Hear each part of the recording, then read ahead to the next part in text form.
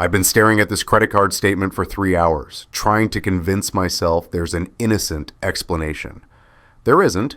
$40,000 in charges over 6 months, hotels I've never been to, restaurants I've never eaten at, one recurring charge that makes my stomach turn, the Riverside Inn, $289.99 every Thursday, 2 p.m. check-in for 24 weeks straight. My father's breathing through the monitor sounds labored tonight. Stage 4 pancreatic cancer doesn't care that his credit cards are being maxed out while he dies. It just keeps taking, piece by piece, breath by breath. But the credit card fraud isn't even the worst part. To understand how I got here, you have to go back 8 months to the day my father got his diagnosis. The oncologist's office smelled like antiseptic and bad news. My father sat beside me, 70 years old, but still straight-backed, still carrying himself like the police chief he'd been for 35 years. The doctor was younger than me, which somehow made it worse. Stage 4 pancreatic cancer, he said, and the words landed like bullets. It's aggressive. Without treatment, you're looking at 6 to 12 months. With the experimental protocol, maybe 12 to 18. My father's hand didn't shake. Mine did. What's the protocol involve? I asked. The doctor glanced at his notes. It's not FDA approved yet, which means insurance won't cover it. The total cost would be around $800,000. Clinical trials are full. I'm sorry. $800,000. My father spoke for the first time. I've had a good life. Don't destroy yours for a few more months, Michael. I looked at him, this man who'd worked doubles to put me through college, who'd been at every milestone, who'd taught me that family meant showing up, and I knew there wasn't a decision to make. You gave me life, I said. I'm giving you time.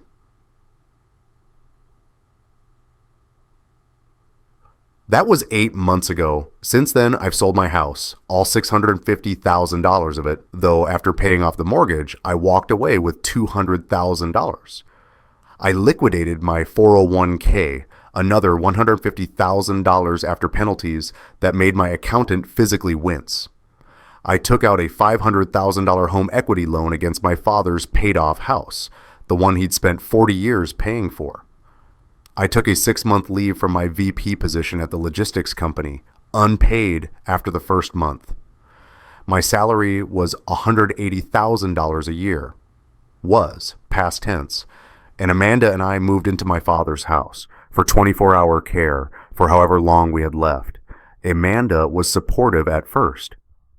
Of course we'll do this, she said, packing up our life. But even then, I caught the pause before, of course. The hesitation that should have warned me. My brother Brandon's response was different. I wish I could help, man. You know my situation. His situation being 3 failed businesses, a gambling addiction he refused to call an addiction, and a lifestyle funded by our father's loans that were never paid back. He never contributed $1, not one. But I told myself that was okay. I told myself I was doing this because it was right, not because I expected anything back. I should have paid more attention to what people do, not what they say. 6 months into treatment, we'd settled into a rhythm. My father had good days and bad days. On good days, he'd sit in his recliner, watch his police procedurals, make jokes about the inaccuracies. On bad days, he couldn't remember my name. The treatment was working, though, slowly, buying time measured in weeks, not months. His oncologist said it was remarkable. I said it was worth it. My daily routine became mechanical. Wake up at 6 a.m., medications, 12 pills, various sizes, various purposes, breakfast, soft foods, high protein, physical therapy in the living room, business calls in the afternoon, trying to stay relevant to a job I wasn't sure I'd have when I came back, lunch, more medications, monitoring vitals, checking for symptoms, dinner, evening TV, reading to him when he was too tired to focus, night monitoring, sleep in snatches, repeat. Amanda's routine was different. Every Thursday, she'd disappear for 3 to 4 hours. Running errands, she'd say, grocery shopping, Target, meeting her friend Jessica for coffee. She was always on her phone, texting, hiding the screen when I walked by. When I'd ask her to help with my father, just to sit with him while I showered, while I made dinner, she'd sigh like I'd asked her to donate a kidney.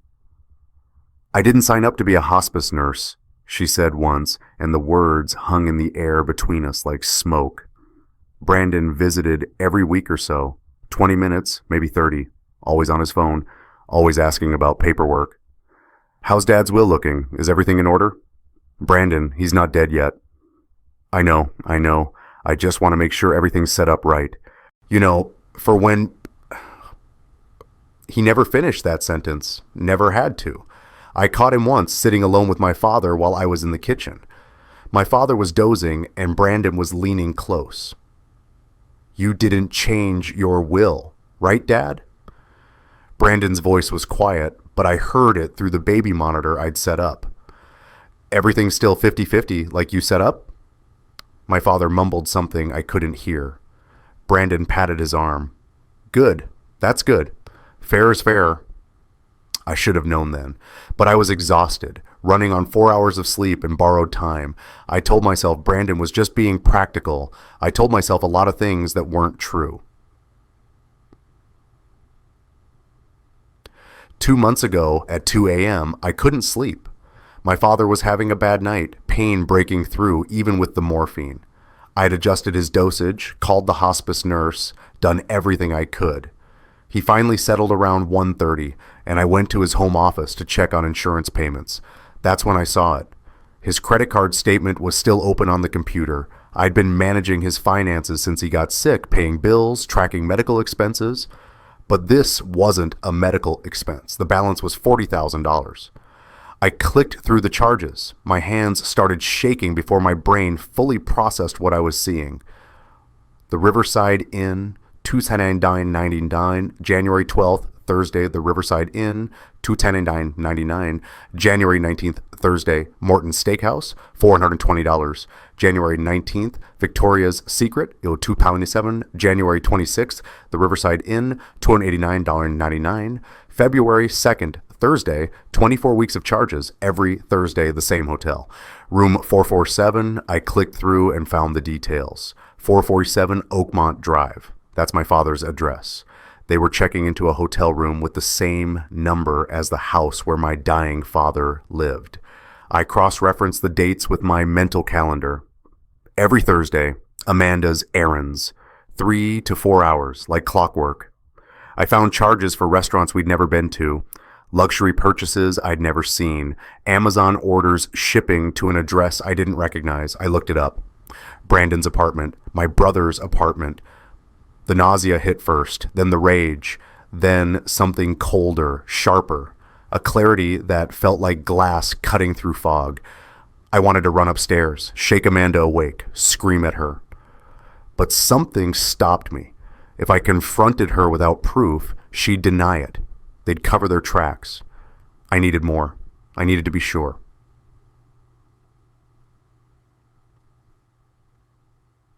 The nanny cam arrived 2 days later. One of those disguised as a phone charger, HD quality, motion activated. I set it up in the guest room, the room Amanda had claimed as her home office since we'd moved in. Then I waited. Thursday came. Amanda announced she was going to Target, meeting Jessica after. She left at 1:30 p.m. At 2:47 p.m., the motion detector sent an alert to my phone. I was sitting with my father, helping him eat lunch. I looked at the notification. My hand froze halfway to his mouth with a spoonful of soup. "Michael?" My father's voice was weak. "You okay?" "Yeah, Dad, just work email. Give me a second." I set down the spoon, went to the bathroom, locked the door, opened the app, the guest room, Amanda and Brandon. I won't describe what I saw, you can imagine. But what I heard after was worse than the physical betrayal. They were lying in the bed, my father's guest bed in my father's house, and talking. "Only 6 to 8 weeks left," Doc says. Brandon's voice. Thank God. Amanda. Then we're free. Once he's gone, I'm paying off my debts first. Vincent's getting serious. Then we split the rest. And I divorce Michael. He'll be devastated, but honestly, maybe he'll learn not to be such a martyr. Think he suspects anything? My brother? He's too busy playing hero. He has no idea. Laughter. They laughed. I watched until the end, until they left, separately, 15 minutes apart. Amanda came home at 5:30 with Target bags and a story about traffic. I smiled, said dinner would be ready soon, asked about her day. That night, after she was asleep, I went to the basement. I pulled out a notebook, and I started documenting everything, every charge, every date, every lie. I realized something in that moment, sitting in my father's basement while he suffered upstairs, and they planned their future on his grave. They weren't just betraying me, they were betting on my father dying so they could cash in, and if I didn't act fast, they'd win.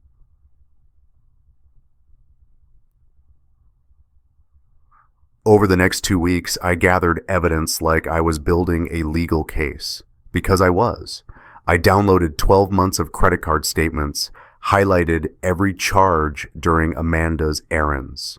Cross-reference with Brandon's social media, he was terrible about checking in at restaurants, posting photos. The timeline matched perfectly. I collected 6 more videos, each one worse than the last. In one, Brandon talked about how the old man should have died months ago. This is taking forever. In another, Amanda researched divorce lawyers on her laptop, the guest room door open, not even hiding it anymore. I created a spreadsheet every Thursday for 24 weeks. Every location Amanda claimed to be versus where the charges showed she actually was. One Thursday, she said she was visiting her mother. I called her mother to check, casual, friendly. Oh, I haven't seen Amanda in months, her mother said, lie after lie after lie, documented in Excel.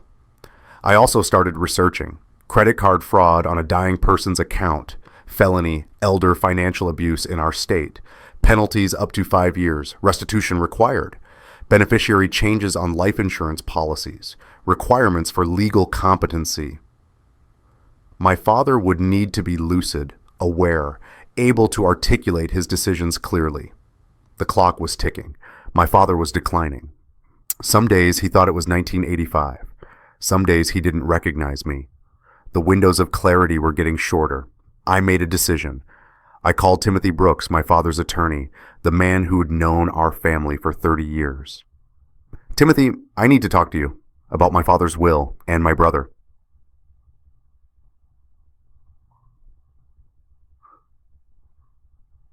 Timothy's law office was downtown, all dark wood and leather chairs that had probably been there since the 80s. He was 55, gray at the temples, with the kind of face that had seen too many families tear themselves apart over money. I brought my laptop, my folder of printed statements, my phone with the videos. I showed him everything. Timothy listened in silence, watched the video evidence. I'd stripped it to just the audio of their conversations. Even I couldn't watch it again. Read through the financial documentation. When I finished, he took off his glasses and rubbed his eyes. Jesus, Michael, I'm sorry. I need to know my options. He pulled up a file on his computer. Your father's current will was drafted 15 years ago. Standard split between both sons, 50-50. The house, the life insurance, all remaining assets divided equally. How much are we talking about? The house is worth about $900,000 now. He bought it for $180,000 40 years ago. No mortgage. The life insurance policy is $1.2 million. Remaining savings and investments, maybe another $150,000. Total estate, $2.25 million. I did the math. 50-50 split meant $1.125 million each. After my $500,000 in debt, I walk away with $625,000 for bankrupting myself, for 6 months of my life, for sacrificing everything. Brandon would get $25 million for showing up 20 minutes a week and waiting for our father to die. What can we change? I asked. Timothy leaned forward. Legally, your father can revise his will anytime.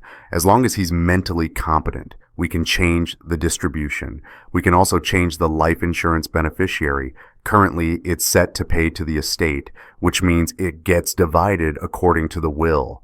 But we can name a direct beneficiary. That money would go straight to them, bypassing the estate entirely. So we could leave Brandon out? We can leave him a nominal amount, say $50,000, with a no contest clause. If he challenges the will, he forfeits even that and gets nothing. It protects against litigation. What about the house? We can transfer it to you now via deed or leave it to you in the will. Given the time constraints, will revision is cleaner. Time constraints, a clinical term for my father dying. What do we need to do? I need to meet with George. I need to witness that he's lucid, that he understands what he's signing, that he's not being coerced. I need him to clearly articulate his wishes. If he's confused, if he's on too much pain medication, if he can't explain his reasoning, the will could be challenged and overturned. He's on hospice care now. He has good days and bad days. Then we wait for a good day. But Michael... Timothy's voice got serious. You need to tell him, show him the evidence, let him make the choice. It can't be your decision. It has to be his. My chest tightened. What if it kills him? What if knowing that Brandon's been stealing from him, that they've been waiting for him to die? Your father was a cop for 35 years. He's seen the worst of humanity. He knows betrayal, and he deserves to know that his son is stealing from him while he's dying. I sat back in the leather chair. It creaked. There's one more thing, Timothy said. The credit card fraud. That's criminal. Elder financial abuse. The DA might be interested, especially with video evidence and this level of financial damage. Can we pursue that? You can, or your father can, if he's competent enough to press charges. I thought about Brandon in handcuffs, about Amanda explaining to her friends why she was being investigated for fraud. Let's get the will changed first, I said. Then we'll talk about criminal charges. Timothy nodded. I'll prepare the documents. Call me when he's having a clear day. I can be there within an hour. I left his office with a folder full of legal paperwork and something I hadn't felt in weeks: hope.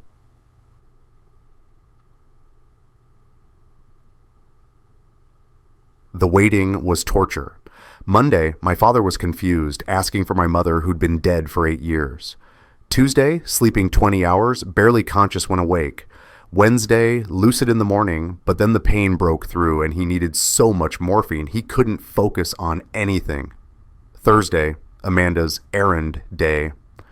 I watched her leave at 1:30, watched Brandon arrive at the house at 2, watched them go to the guest room.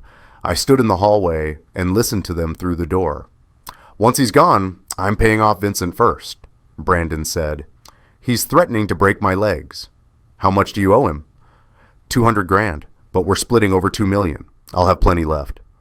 And I'm getting the hell out of this depressing house. Maybe we do Europe for a few months. Michael will be too devastated to stop the divorce quickly. Do you think he suspects? Michael, please. He's too busy with the Saint Act. I stood there listening and felt nothing. The rage had burned itself out. What was left was cold and sharp and patient. They had no idea the papers were already drafted. Friday, bad day again. Saturday, I needed my father lucid. I needed him clear.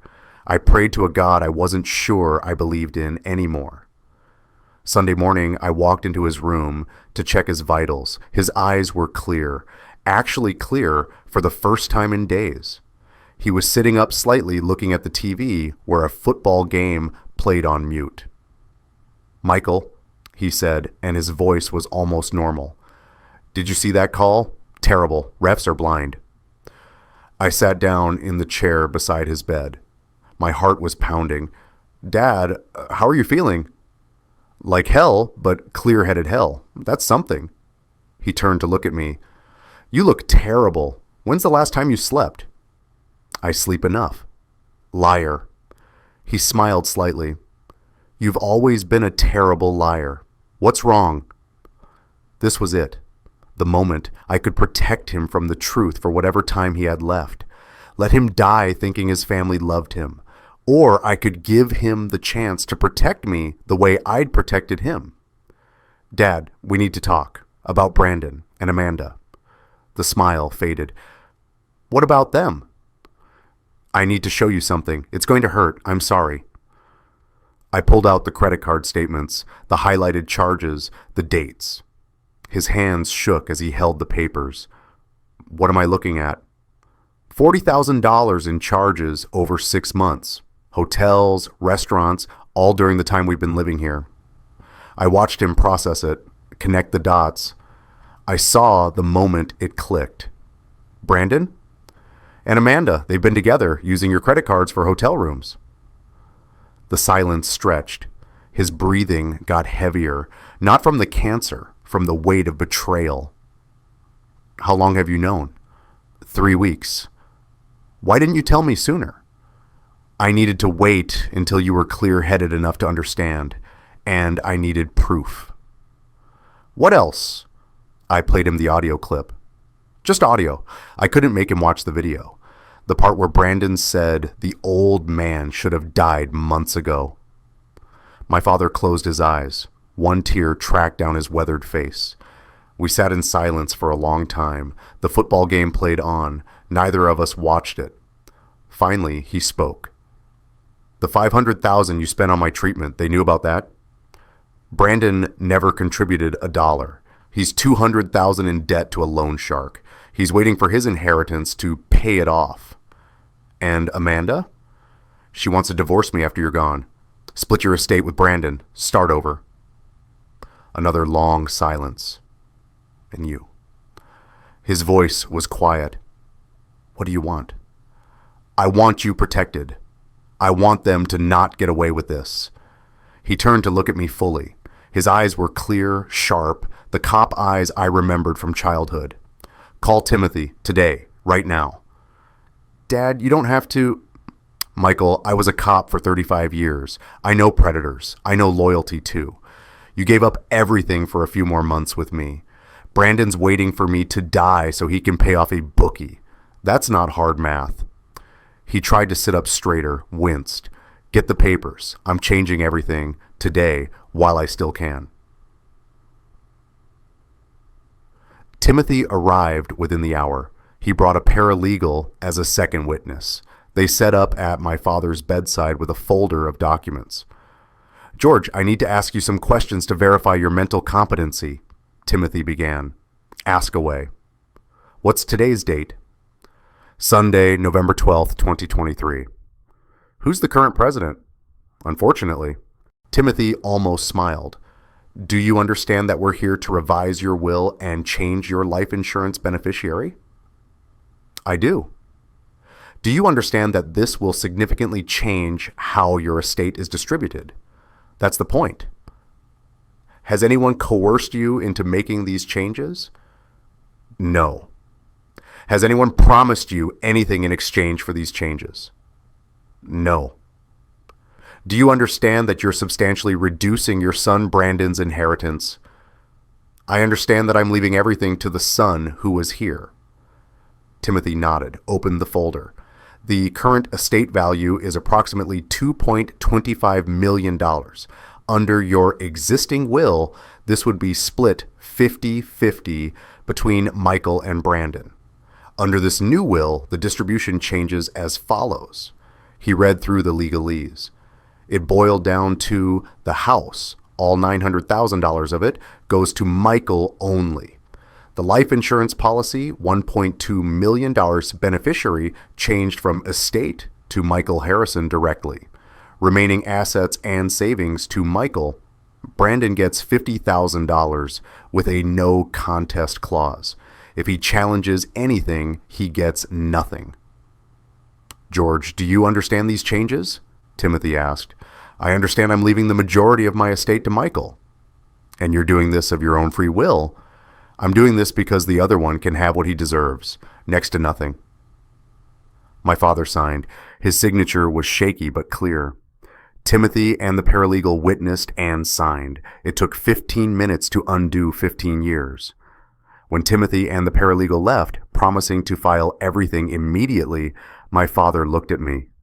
"Michael, promise me something. Anything. Don't let them know until after I'm gone. Let me die with them thinking they won. I don't want my last days to be a war zone." "Dad, promise me. Let me have peace."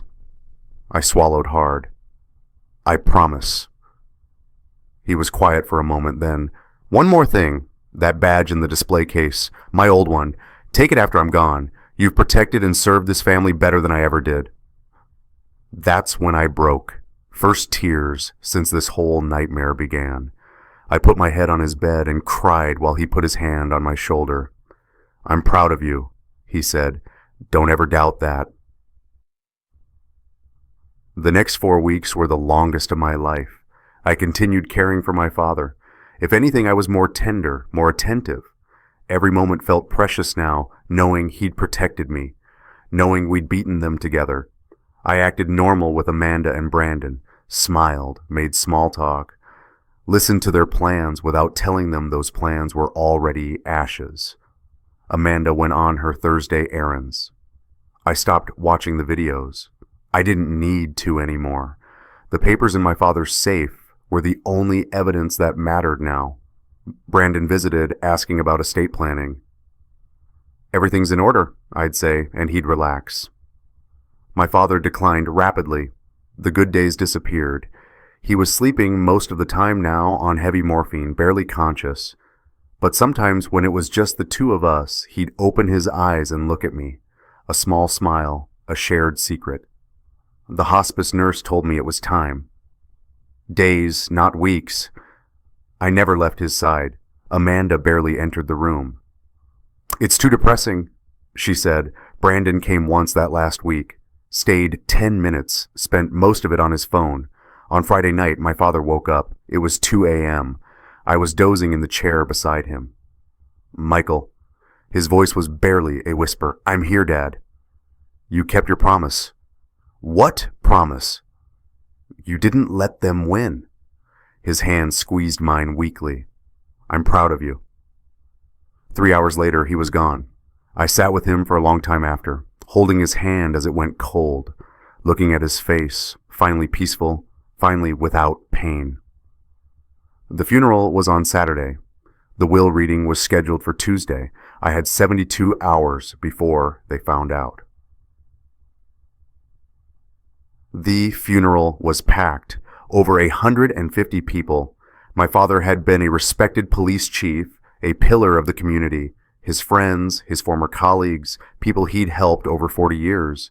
I gave the eulogy. I kept it together until the end. My father taught me that protecting family wasn't about blood. It was about showing up, being there, sacrificing when it costs you everything. Some people understood that lesson.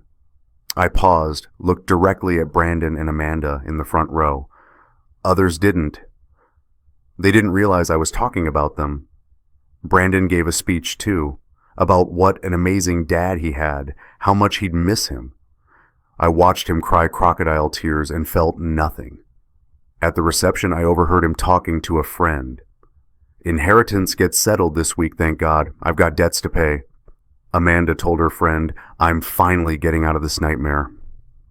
I said nothing, just waited. At the graveside, after everyone left, I stood alone. I pulled my father's police badge from my pocket. I'd taken it from the display case that morning. "I kept my promise, Dad. They think they won. Tuesday, they find out they didn't." Timothy appeared beside me. "Will reading is set for 2 p.m. Tuesday, my office. I've notified both Brandon and Amanda. They think it's a standard 50-50 split." "Good."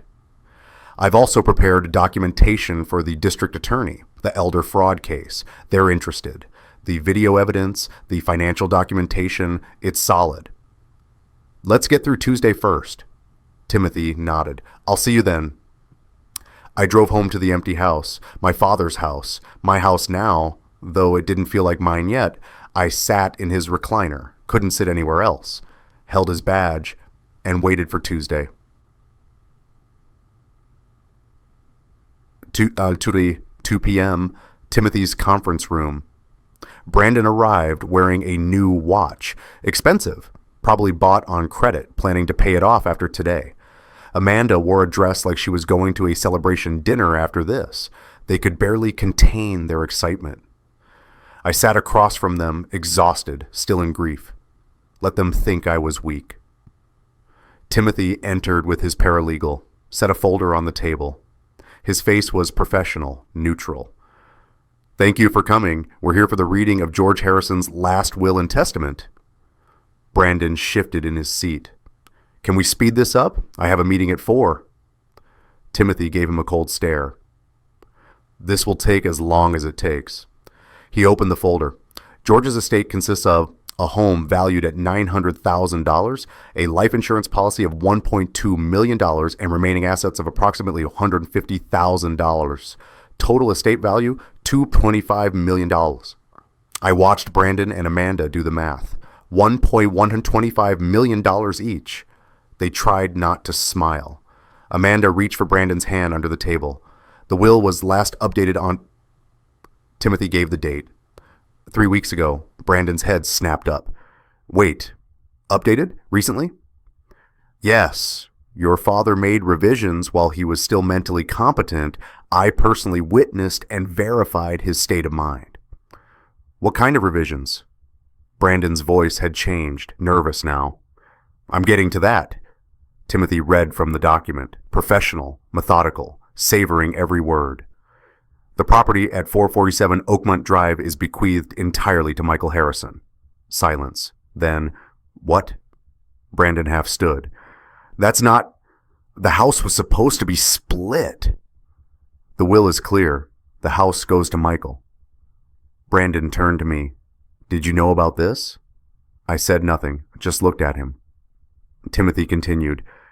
The life insurance policy, New York life policy, ending in 4782, names Michael Harrison as sole beneficiary. Amanda's voice was sharp. Wait, sole beneficiary? That's $1.2 million. The insurance does not go through the estate. It pays directly to the named beneficiary. That's not fair. Brandon was fully standing now. We're both his sons. Sit down, Mr. Harrison. This is bullshit. Michael manipulated him. He was dying, confused.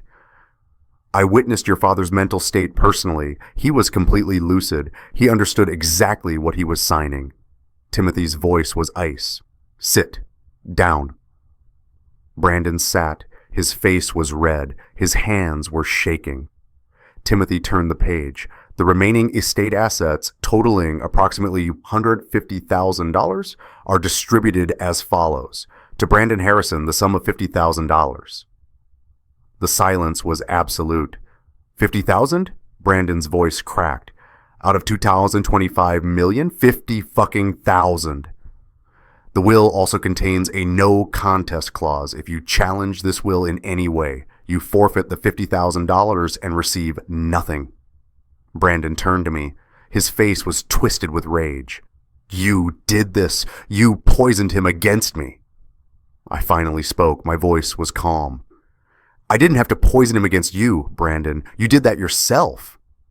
Amanda leaned forward. Wait. What about spousal assets? Michael and I are married. Community, property... Timothy cut her off. Mrs. Harrison, you're not mentioned in George's will. This concerns his estate only. But once Michael inherits, I have a right to... That would depend on your marriage status and the prenuptial agreement you signed. Amanda went pale. Our prenup, that's been inactive for years. I spoke again. The prenup has a clause, Amanda. Adultery voids the community property protections. The color drained from her face. Brandon's voice was strangled. You've been planning this. Since when? Since about 6 weeks ago. Since the Thursday afternoon I checked Dad's credit card statement and saw $40,000 in charges. Hotels, restaurants, all on the days Amanda was running errands. Michael, I can explain. I pulled a folder from my bag, placed it on the table. The Riverside Inn, every Thursday, room 447, 2 guests, $289 a night, For 6 months. Brandon's mouth opened. Nothing came out. You don't have proof. I have video, Brandon. Hours of it. Audio too. I looked at him. Would you like me to play the part where you said, the old man should have died months ago? Silence. I stood up, looked down at both of them. I sold my house. I liquidated my retirement. I took out a $500,000 loan. I gave up my career, my life, 6 months of everything I had to give our father a chance to live a few more months. I let that sit for a moment. And you know what you two did while I was doing that? You fucked each other in my father's guest room. You spent his money on hotel rooms and steaks and lingerie. You waited for him to die so you could split his estate. You complained that he was taking too long. I leaned forward. You thought I was too stupid, too distracted, too busy playing hero to notice. My voice got quieter, harder. So, yes, I went to my father. I showed him the evidence. And you know what he said? He said, call the lawyer. Now. While I still can. Because even dying, even in pain, he could see you two for what you are. I straightened up. You didn't lose your inheritance because I manipulated him. You lost it because you earned it. Timothy's voice cut through the silence. I should also mention that I've forwarded documentation of the credit card fraud to the district attorney's office. Elder financial abuse is a felony in this state. You should expect contact from the DA. Brandon's face went white. You're pressing charges? Dad wanted to. I'm just honoring his wishes. Amanda tried one more time. Michael, please. We've been together 15 years. We can work this out. Divorce papers will be served tomorrow. Don't come back to the house. Your things will be packed. Brandon stood up. Mike, come on. I'm your brother. No. I looked at him. You're the guy who shares my DNA. My brother died the moment you started waiting for our father to die so you could pay off your bookie. I picked up my bag, walked to the door, turned back. Enjoy your $50,000, Brandon. Hope it's worth it. I left them sitting there.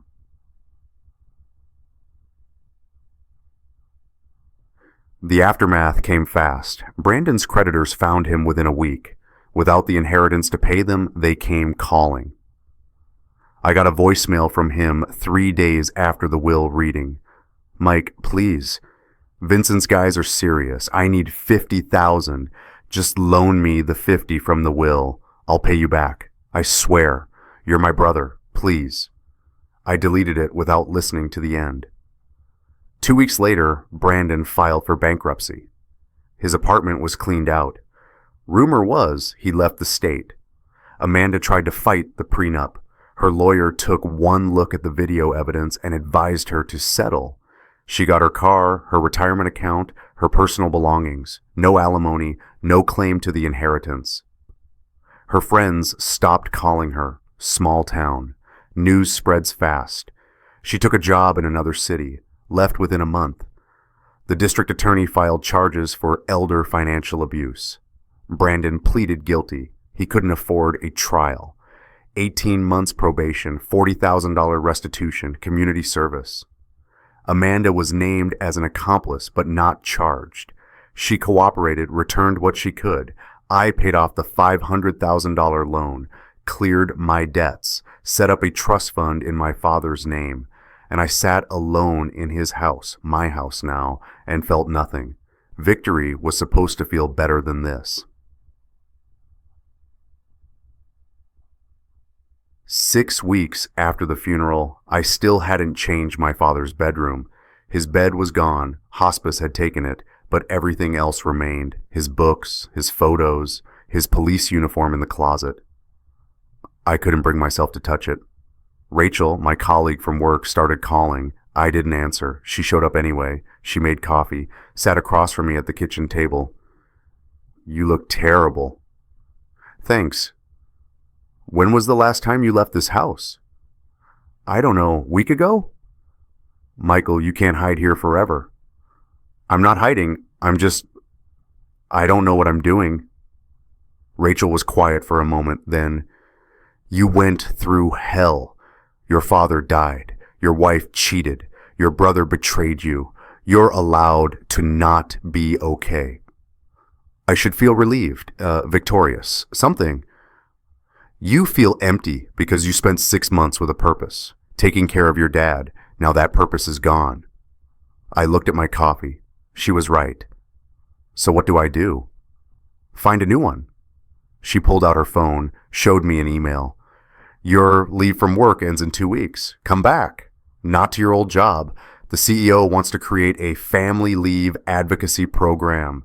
Medical crisis support for employees. You could run it. Why me? Because you know what it's like. You gave up everything for family. That experience matters. Use it. I thought about it.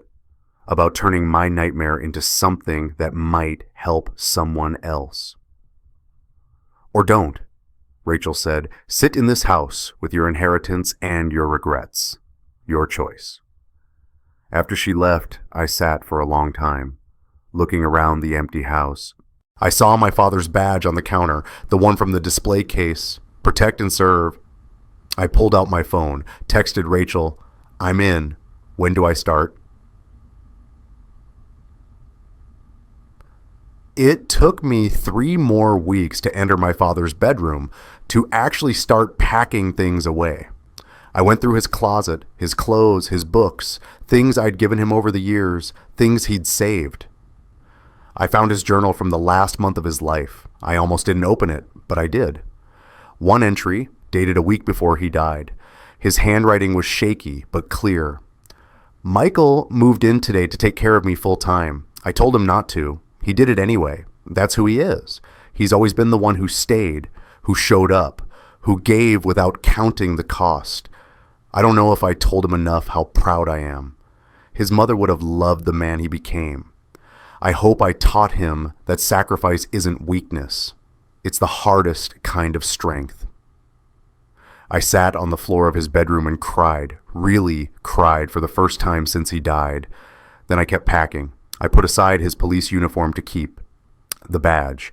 Photos of him in uniform, young and strong.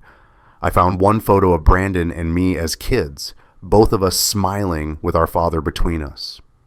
Brandon couldn't have been more than 8, innocent. Before everything, I stared at it for a long time. When did you become this person? I asked the photo. I didn't keep it. I took my father's badge, put it in my wallet next to my driver's license. I'd carry it with me every day. Went back to work 4 months after my father's death. Not to my old VP position, to the new family medical leave advocacy program that Rachel and the CEO had created. My first day, I met with an employee whose mother had Alzheimer's. She was crying in my office. I can't afford to quit, but I can't afford not to be there. I don't know what to do. I pulled out the resource packet we'd created, legal options, financial planning, support groups, medical leave structures. Let me tell you what we can do and what I learned. The program launched 4 months ago. We've helped 47 families navigate medical crises, set up financial planning, connected them with resources, prevented some of the nightmare I went through. It's not much, but it's something. I sold my father's house 2 months ago. Too many ghosts, too many memories in every room. I bought a smaller place downtown, started fresh, used part of the inheritance to set up a cancer treatment fund in my father's name for families who can't afford experimental treatments. I joined a grief support group, started therapy, went on my first date in 15 years last week. It didn't go anywhere, but I tried. That counts for something. Last week, I got a call from an unknown number. I almost didn't answer. Michael Harrison? Gruff voice? Familiar? Who is this? Vincent, we met on the phone once. I'm looking for your brother. My brother. Past tense. Present tense.